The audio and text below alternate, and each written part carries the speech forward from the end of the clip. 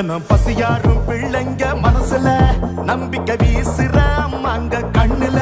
உலகத்து உழைக்கிற உழவங்க சிரிப்புல மனசுக்குள் கை தட்டும் எதிரிங்க வியப்புல